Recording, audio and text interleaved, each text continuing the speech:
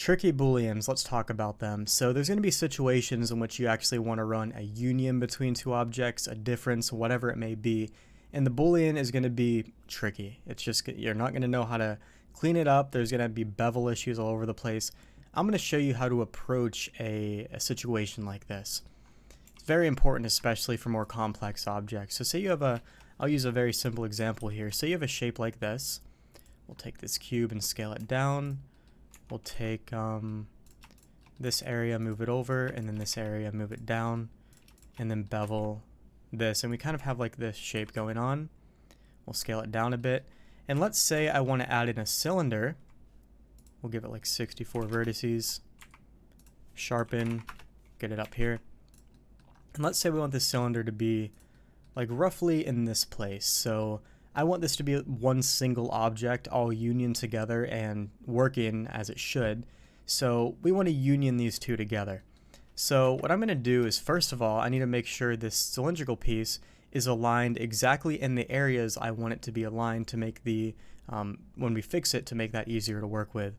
So to do that, I need to make sure that not only is this cylinder aligned with this edge right here, but also with the back. Unless for whatever reason you wanted this slight overhang, then this would be okay. But I want this to cover the this entire top face. So I'm going to take this cylinder and scale it up and just try my best to kind of align this as best I can, like that. And the second part, you want to make sure that the edges on your cylinder are pretty much overlapping with the edges on this base piece. Reason being is because this is going to make our cleanup duty a lot easier.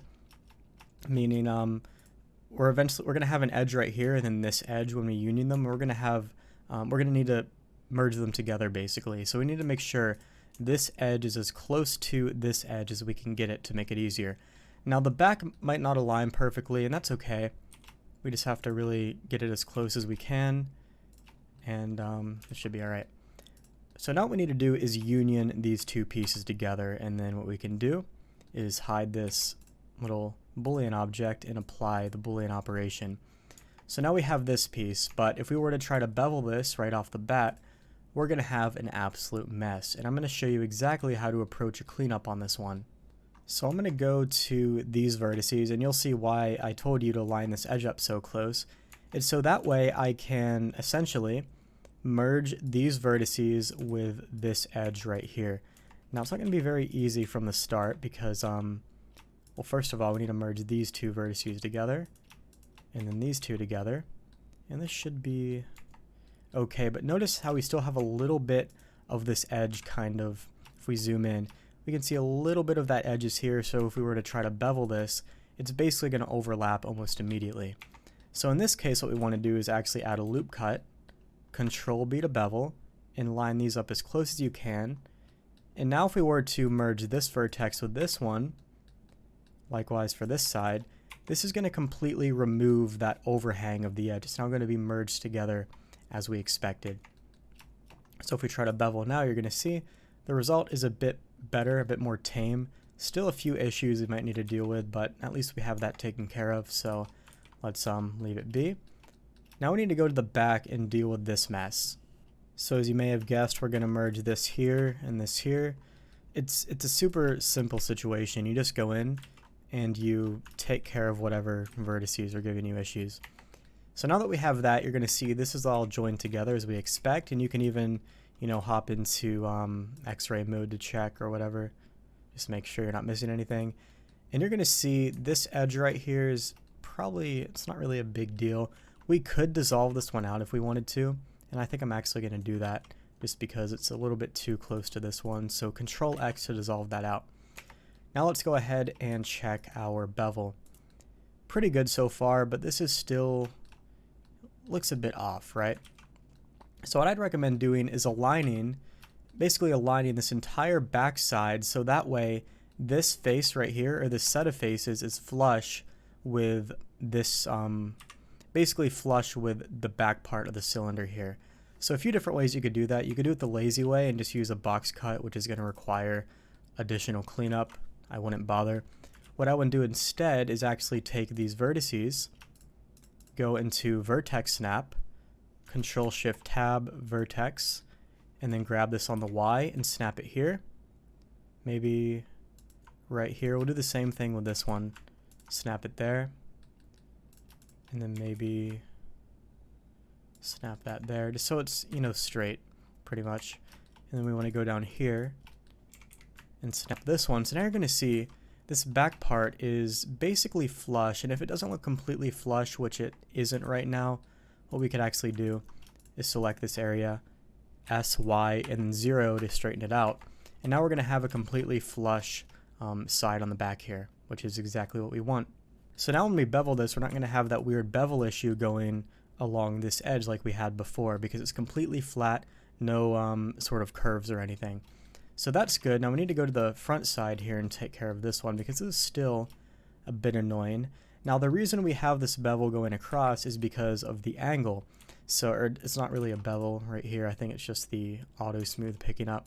But we do need a bevel going across here to make this look clean. So we're going to run a bevel and just adjust the angle. And hard ops, you can do this with the A key and just slide to the right.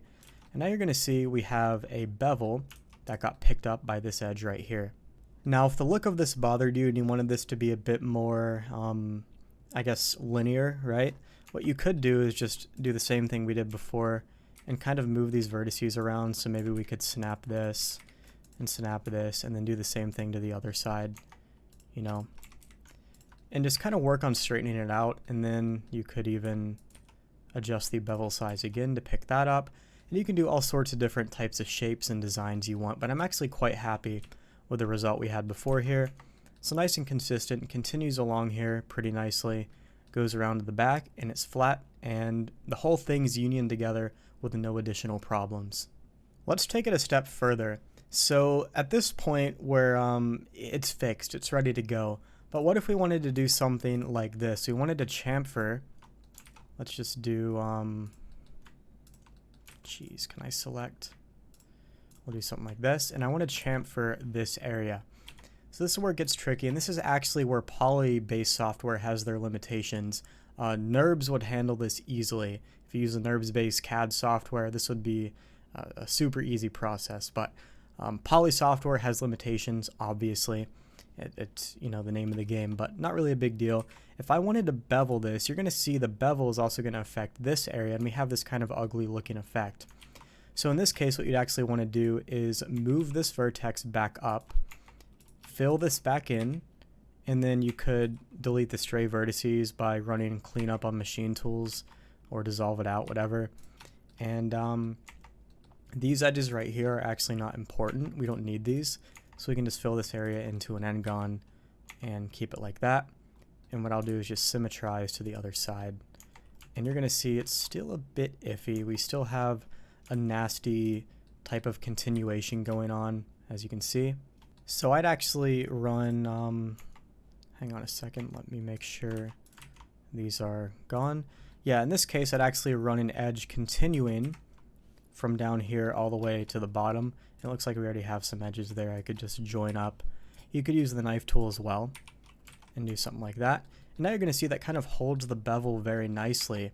And you know, if you wanted this to be an n-gon, you're going to have to make the trade-off of, do I want this nasty bevel or do I just want the additional edges right here to hold it? The obvious answer for me is just keep the edges here and hold it together. It's fine. It's a flat surface. You can have the worst geo on the flat surface and Blender's not going to give even a slight hiccup. Not that I'd recommend it, but just as a proof of concept. So that's how you could kind of combine a more tricky type of bevel going on. We also have the same thing up here, so we'd have to do a similar operation up here, but this is where it gets even more tricky, because look, now I can't move it along this local axis. I can only double tap G and approximate.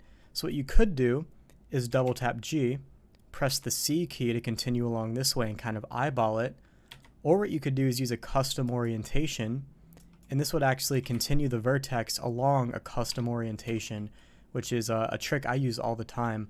So you can actually slide this up and snap it here. And that should be aligned, I believe. And we're just going to need to fill these in and dissolve that out. And we have a, you know, something like that. Or we could simply do what we did before and just have an edge for this to continue along and kind of, you know, even that out a bit. Hit it with a symmetry, and now we basically have the same exact effect on this side as well. So tricky booleans, tricky bevels, all around just a tough situation. One of the limitations of poly-based software, this is where CAD would actually shine for something like this, but once you're kind of used to topology and how to handle it, this is exactly how you could fix it. So hope the video gave you some insight on how to deal with tricky union booleans like this and how you can use them in your workflow. Until the next video, I'll see you then.